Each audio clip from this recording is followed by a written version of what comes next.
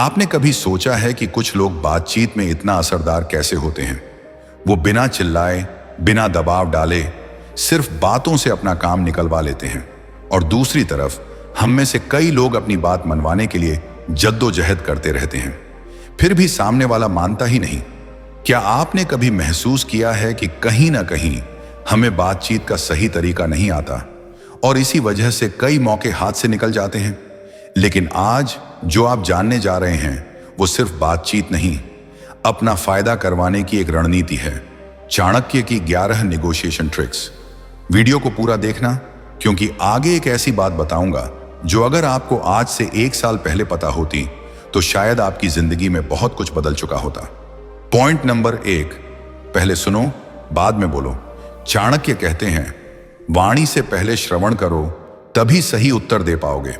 कई लोग बातचीत शुरू होते ही खुद बोलने लगते हैं, लेकिन जो सामने वाले की बातों को ध्यान से सुनता है उसे उसकी जरूरत, कमजोरी और मंशा तीनों का अंदाजा हो जाता है। उदाहरण के लिए, अगर आप किसी क्लाइंट को कुछ बेचना चाहते हैं तो पहले उसकी समस्या सुनिए। जब आप उसकी जरूरत को समझकर बोलते हैं तो आप सेल नहीं कर रहे होते, आप समाधान दे रहे होते हैं, और यहीं से भरोसा बनता है। पॉइंट नंबर 2, शांत और संयमित रहो। चाणक्य कहते हैं, क्रोध में बोला गया हर शब्द समझदारी की दीवार को गिरा देता है। अगर सामने वाला उत्तेजित हो जाए और आप भी वहीं करें तो बात बिगड़ जाती है, लेकिन अगर आप संयम से जवाब देते हैं तो सामने वाला खुद शर्मिंदा होता है। उदाहरण, कोई आपसे ऊंची आवाज में बहस करता है, लेकिन आप मुस्कुराकर कहते हैं, मैं समझता हूं आपकी बात, अब मेरी भी सुनिए। ये शांत शब्द किसी भी उग्र इंसान को शांत कर सकते हैं। पॉइंट नंबर 3, हमेशा विकल्प तैयार रखो। चाणक्य कहते हैं, एक ही मार्ग पर चलने वाला व्यक्ति संकट में फंसता है। जब आप किसी बातचीत में सिर्फ एक ही प्रस्ताव लेकर जाते हैं तो सामने वाला उसे ठुकरा सकता है, लेकिन अगर आप 2 या 3 विकल्प लेकर जाएं तो सामने वाले को लगता है कि वो चुनाव कर रहा है, जबकि असल में आप ही गेम कंट्रोल कर रहे हैं। यही होती है रणनीति, विकल्पों से सामने वाले को भ्रम देना। पॉइंट नंबर 4, सामने वाले की जरूरत समझो। चाणक्य कहते हैं, हर व्यक्ति को वही चाहिए जो उसकी कमी है। उस कमी को जानो और वही दो। किसी से काम निकलवाना हो या उसे राज्य करना हो, पहले यह जानो कि उसे सबसे ज्यादा चाहिए क्या। जैसे किसी को मान सम्मान की भूख हो तो उसे अपनी बात मनवाने के लिए आपके अनुभव के बिना यह फैसला अधूरा है जैसा वाक्य काफी होगा। पॉइंट नंबर 5, छोटे छोटे लाभों का प्रस्ताव रखो। चाणक्य कहते हैं, लाभ की संभावना ही सहमति का द्वार खोलती है। जब आप किसी को एक बड़ा काम कहें और उसे कोई लाभ न दिखे तो वो टाल देगा, लेकिन अगर आप कहें, अगर आप ये काम कर देंगे तो आपके नाम की तारीफ होगी, तो बात बन सकती है। इंसान छोटे फायदे के लालच में बड़ी मेहनत कर जाता है। पॉइंट नंबर 6, दूसरे के सुझावों को अपनाने का दिखावा करो। चाणक्य कहते हैं, शत्रु को भी मित्र की तरह सुनो, पर निर्णय स्वयं लो।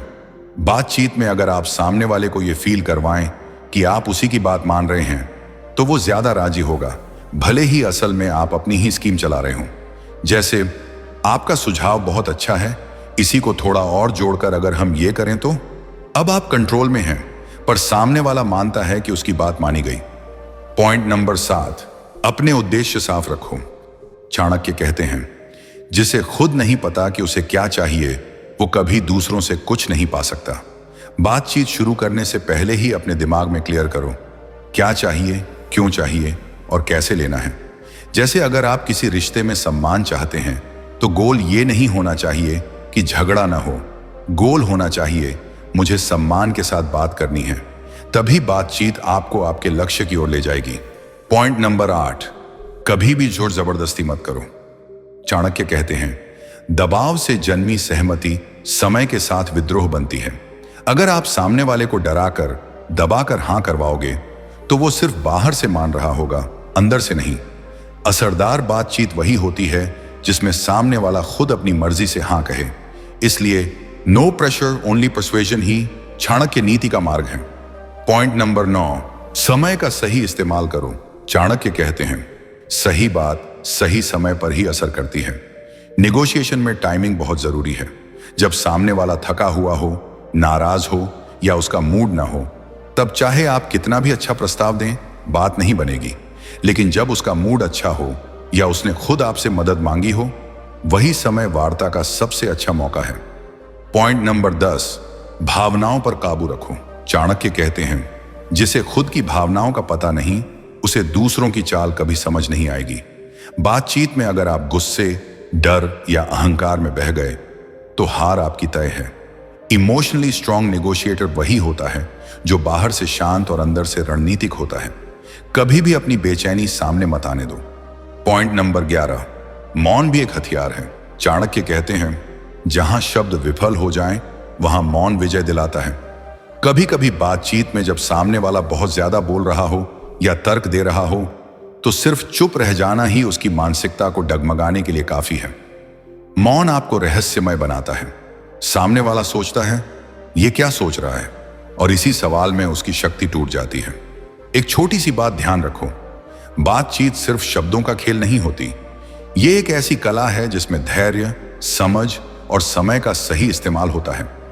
चाणक्य कहते हैं, जो अपने शब्दों से जीत सकता है, उसे तलवार उठाने की जरूरत नहीं पड़ती। अगर आप इन 11 निगोशिएशन ट्रिक्स को रोज की जिंदगी में लागू करना शुरू कर दो, तो आप वो इंसान बन जाओगे जिसकी बात को लोग टाल नहीं सकते। हर रिश्ते, हर डील, हर अवसर में आप ही का फायदा होगा।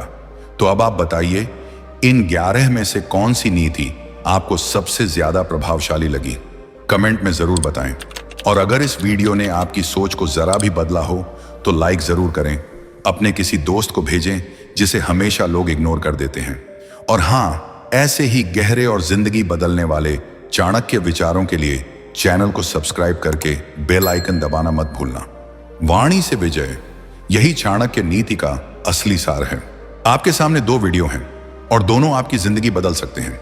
अगर जानना है कि वो लोग कौन हैं जो आपकी जिंदगी को धीरे धीरे जहर बना रहे हैं और कैसे उनसे बचना है, तो पहली वीडियो पर क्लिक करो। और अगर आप हर वार का जवाब बिना टूटे देना सीखना चाहते हो और ऐसा मानसिक कवच पहनना चाहते हो जिसे कोई भेद ना सके, तो फिर दूसरी वीडियो पर क्लिक करो। दोनों ही वीडियो में समस्या का समाधान है। तो अभी फैसला करो। याद रखना, जो लोग तुरंत फैसला लेते हैं, वही लोग अपने जीवन की दिशा भी तय करते हैं।